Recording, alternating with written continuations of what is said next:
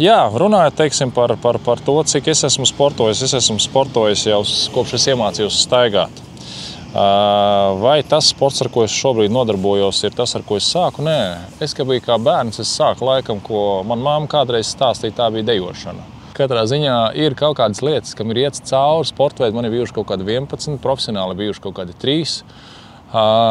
Un kāpēc es esmu pieslēdzies vairāk tieši šim sportam kā tādam, ko viņš man dod? Es teikšu tā, ka priekš manis laikam šis sports ir izaugsmē, jo, kā mēs zinām, mūsu ķermeņi ir kā tēlnieka darbs. Un jo mēs vairāk spējam sevi, kā saka, pilnveidot un pārveidot, mēs iegūstam vairāk. Mēs iegūstam pieredzi, zināšanas un savu veselību. Ir vērtīgi, kā es saku, mācīt tiem, kas tiešām zina, ko māca un ko pārzinās. Protams, ir daudz manā nozarē radušies jauni sportisti, kas ir ļoti tiešām perspektīvi un maleči, un prieks skatīties to, ka viņi aug un aug pa dienām. Un tieši tāpatās arī, kā es kā students atceros, ka es sāku strādāt, man tāpatās arī negāja viegli, jo īsti kaut kādas lietas jau līdz galam nav skaidrs, jo viena lieta, ko tu mācies, otra lieta, kā tad reālā praksē ir, jo tu jau nevari mācīties braukt pie datora.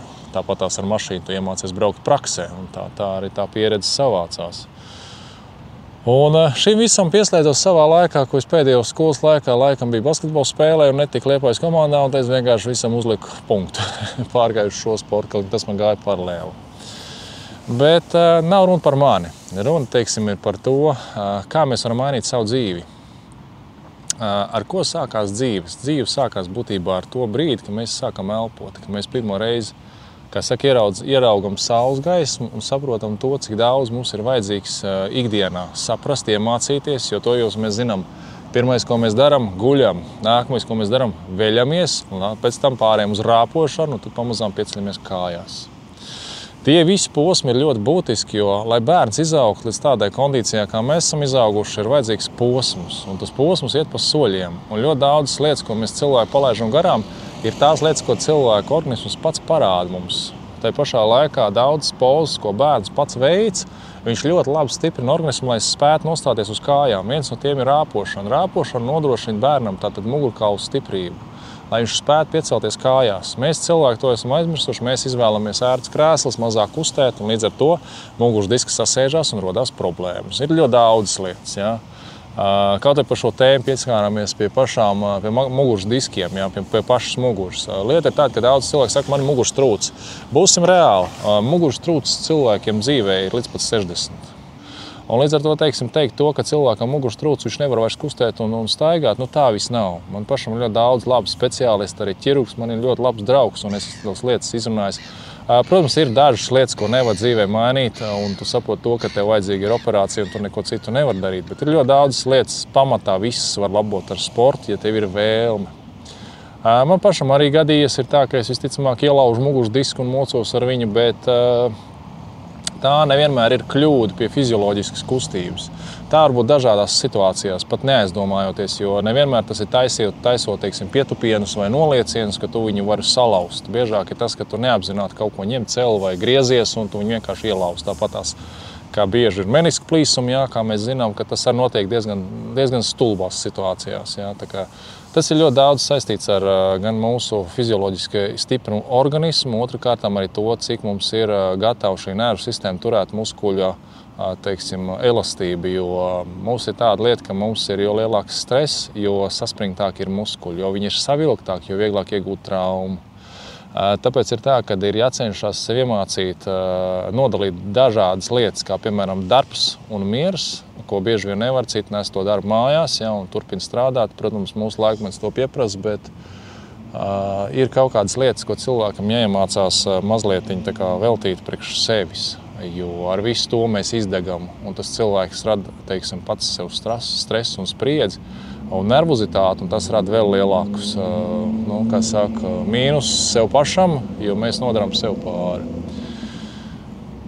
Jā, tas ir tāds īsumā ievads, teiksim, par to, kas būtu jāzina mums par mūsu pašu ķermeni.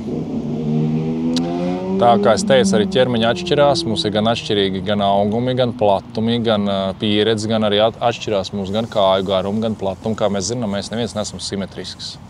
Daudz gan, protams, cenšas apgalvot kaut ko pretēji, bet es saprotu realitāti. Tāpēc es neko nekomentēšu, ja man teiks to, ka cilvēki ir simetriski. Ja? Tāpatās arī par muguras problēmām. Man ir daudz jauniešu, kas vecāks pārdzīvo par to, ka bērnam ir muguras šķība un vēl kaut kas. Būsim godīgi, dosim bērnam laiku augt. Viņš neviens nav tāds izaudzis, kurš tagad būtu galīgi šķīps un līks. Ja? Tas ir tāds posms, kad bērnam šo kaulu struktūru aug tik strauji, ka tās saites nespēja tikt līdzi, viņas tiek nospriegotas, tāpat kā ģitāras stīgas. Un tad viņš cenšas to ķermeni liekt un griezt uz visām pusēm. Būtībā, ko vislabākais var bērns darīt, vai pusaudzis, ir staipīties. Ja? Viņš viņu izstaipīt, ja ir kaut kādas, konkrētas lietas, kas trūkst. Protams, viņas var pastiprināt to muskuļu attīstību, bet būtībā bērns, kas aug 11 gadīgs, ja, viņam šī izliekšanās un stiepšanās un liekšanās viss ir ļoti, ļoti atbilstoši. Tur gan vairāk atkarīgs no soļa, platuma, izgriezumu vai ja ir nostiept pungaldu.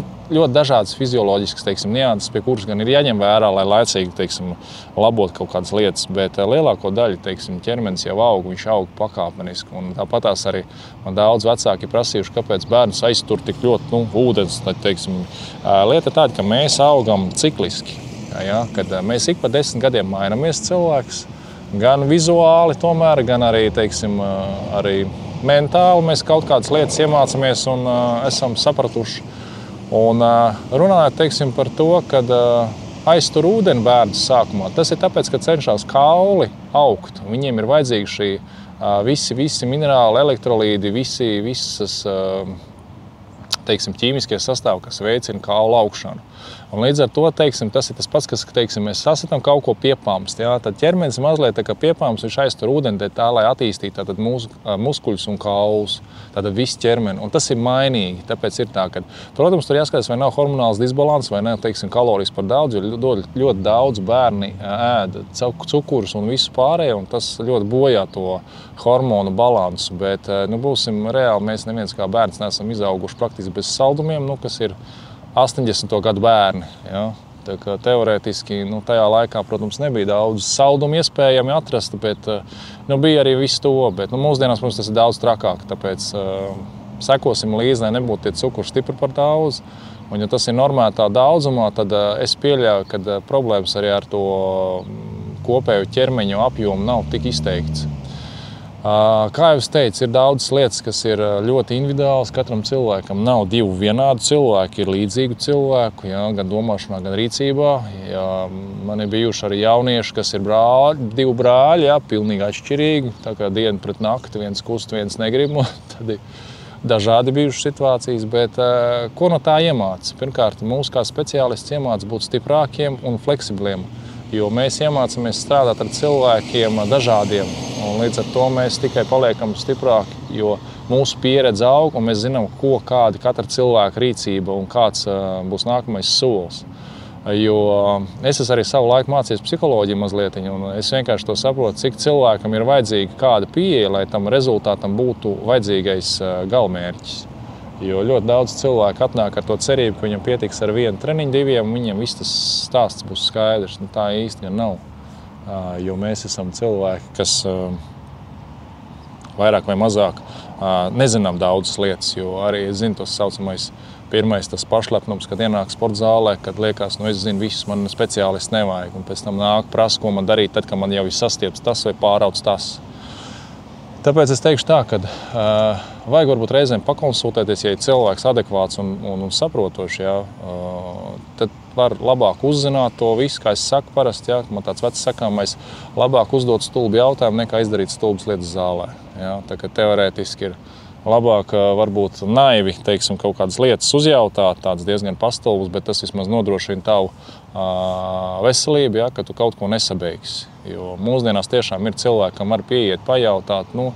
Lai arī mūsdienās tas ir palicis ļoti tāds matemātisks pasākums, ja, tā, bet katrā ziņā cilvēciskais faktors nepazūd tas, ka var pieiet cilvēkam pajautāt, kas ir zinošs savā sfērā. Jo ik viens mēs varam mainīt, un sports ir ļoti populāra lieta, un tai pašā laikā arī traumas ir tikpat populārs, jo nāca sports tikpat populārs klāt kā šīs sporta zāles, un cik mums ir atvērts jau tik arī klāt nākuši fizioterapeiti. Nu, protams, roku mazgā, kā saka, vai ne, kad jo vairāk sporto, jo vairāk traumas. Un, līdz ar to, teiksim, tas viss atkal balstās uz kaut kādu savu kāšu namiņu. Bet tai pašā laikā mums jābūt pietiekami pašiem gudriem un zinošiem. Jo vienmēr informācija, ko es cenšos cilvēkiem stāstīt, kā es saku, mans uzdevums nav tev glābt no šodienas, es tev gribu iemācīt turpmākai dzīvei to, lai tu to zini.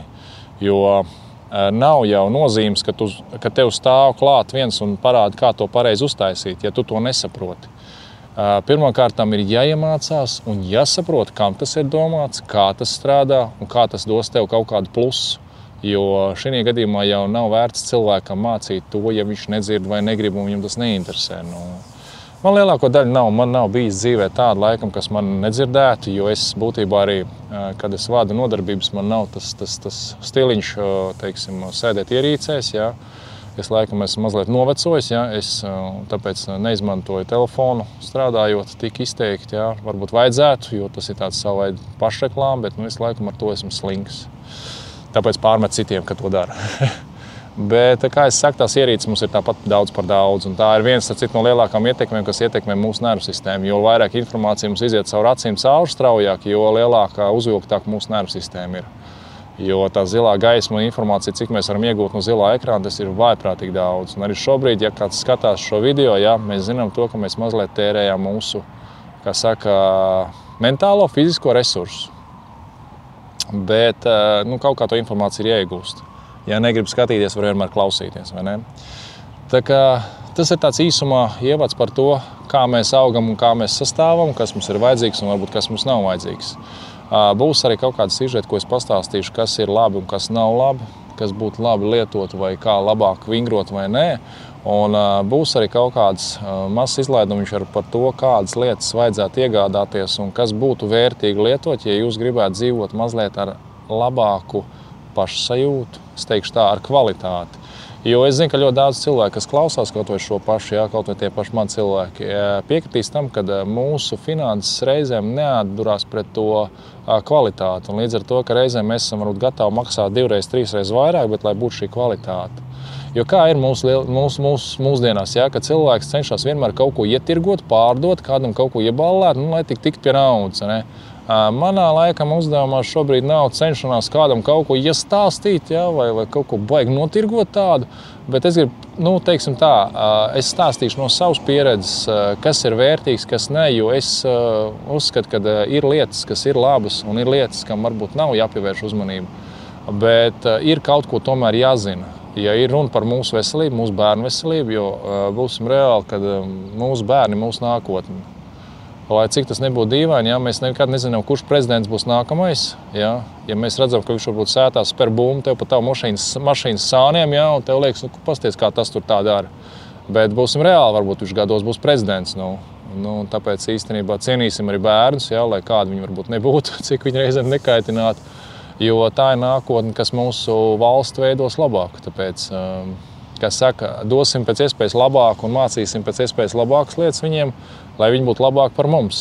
Jo patreiz ir tāda, ka tas dzīves stils, ko es redzu, ir pagaidām cilvēki cenšas dzīvot atpakaļ, nevis uz priekšu. Jo mēs būtībā ēdam sliktāk un ēdam sliktāk, guļam sliktāk, pašsajūta ir sliktāk, visi nervozāki, mašīnas plīst biežāk.